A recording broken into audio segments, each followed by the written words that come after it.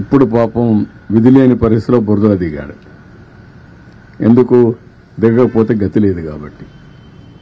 ఏంటి రాజకీయాలు, చెత్త రాజకీయాలు? ఏం మాట్లాడుతున్నారు మీరు? మీరు మాకు తుఫాను గురించి, సైక్లోన్ గురించి, డిజాస్టర్ గురించి మాట్లాడే పరిస్థితి మీకుందా? తెలుగుదేశం పార్టీ ఎప్పుడు కూడా ఒక బాధ్యత కలిగిన పార్టీ. ఎవరికి ఎక్కడ కష్టమున్నా సమర్థవంతంగా, అది కూడా ఒక శ్రద్ధతో పనిచేసే పార్టీ. పేదవాడికి ఎక్కడా ఇబ్బంది లేకుండా చేయడం కోసం అన్ని విధాల ప్రయత్నం చేసే పార్టీ.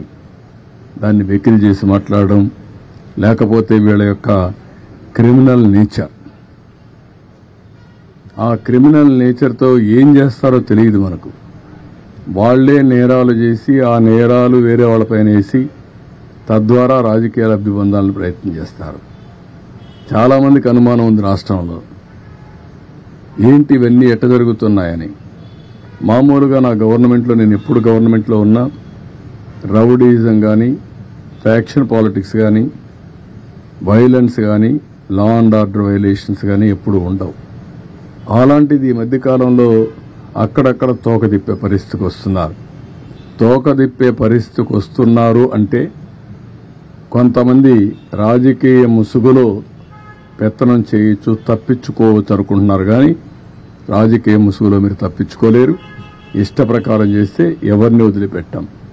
మొన్నే గుడ్లవల్లేరులో మీరు చూశారు. ఏం మాట్లాడారండి మీరు? మాకు సిన్సియారిటీ ఉంది. అందుకే నేను ఫారెన్సిక్ ఎక్స్పర్ట్స్ అందరినీ తీసుకొచ్చి నేషనల్ లెవెల్లో ఉండే మేధావులతో అందరితో పెట్టి, ఎక్స్పర్ట్స్తో పెట్టి కేసు ఎస్టాబ్లిష్ చేస్తాం. తప్పు చేశారని తెలిస్తే ఎంత పెద్దవాడున్నా వాడిని వదిలిపెట్టాం. దాన్ని ఎస్టాబ్లిష్ చేయడానికి చేస్తే దానిపైన కూడా ఇష్ట ప్రకారం మాట్లాడే పరిస్థితికి వచ్చారు. ఇవన్నీ తప్పుడు ఆరోపణలు కట్టిపెట్టండి, వాస్తవాలు మాట్లాడండి. ఏమీ తెలియకుండా బుడమేరు గేట్లు ఎత్తలేదు, ఎత్తారు అని మాట్లాడడం, లేకపోతే ముఖ్యమంత్రి గారి ఇంటికి ముంపుకు గురి కాకుండా, ఏంటంటే గురి అయితే నీళ్లు వచ్చాయి, వస్తాయి, ఏమైపోతుందండి? అందరి ఇళ్లకు వచ్చాయి. మొత్తం విశాఖపట్నం సగం మునిగింది, నీళ్లు వచ్చాయి. నీళ్లు వచ్చినప్పుడు ఏమవుతుంది? అదే మరి అమరావతి, ఏదో నీళ్లు వచ్చేసే అమరావతి మునిగిపోయింది, అమరావతి దాని మీద ప్రాపగండా. ఏమీ జరగలేదు అక్కడ. ఇలాంటి తప్పుడు ప్రచారం చేసి, తప్పుడు ఇది చేసి ఏదో రాజకీయ లబ్ధి పొందాలనుకుంటున్నారు. ఇది కరెక్ట్ కాదు. నేను ఎప్పుడూ 45 ఏళ్లు నా రాజకీయ జీవితంలో ఇంత పనికిమాలిన పార్టీని, పనికిమాలిన ప్రచారాన్ని ఎప్పుడు చూడలేదు.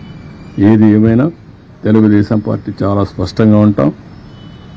ఎక్కడికక్కడ ఇలాంటి తప్పుడు ప్రచారాల్ని ఖండిస్తూ, ఎవరైనా సరే నేరాలు చేసి రాజకీయ లబ్ధి పొందాలనుకుంటే మాత్రం చాలా స్పష్టంగా ఉంటాం.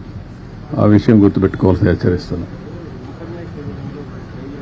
ఎవరికి ఇవ్వాలి, ఎవరికి ఇవ్వాలి ఇన్ఫర్మేషన్ తెలియదా? గేట్లు ఎత్తడంలో ఇన్ఫర్మేషన్ ఇవ్వలేదా? ఏ గేట్లు అయితే ఎప్పుడు ఇన్ఫర్మేషన్ ఇవ్వాలి? ఫస్ట్ నుంచి ఎవ్రీడే మీరు, నేను, ప్రజలు అందరికీ, రైతులకు ఇన్ఫర్మేషన్ ఇవ్వలేదా? ఆల్ ప్రాజెక్ట్స్ ని జాగ్రత్తగా మేనేజ్ చేస్తూ ఏ ప్రాజెక్టులో ఎంత వాటర్ ఉందని చెప్పలేదా? పైన ఎంతెంత వాటర్ వస్తుందని ఎప్పటికప్పుడు చెప్పలేదా? ఏ రోజు జరిగింది? లాస్ట్ డే ఏదైతే మన సైక్లోన్ క్రాస్ అయ్యేది శ్రీకాకుళంలో, కళింగపట్నంలో క్రాస్ అవుతుందనుకుని అక్కడే క్రాస్ అయింది.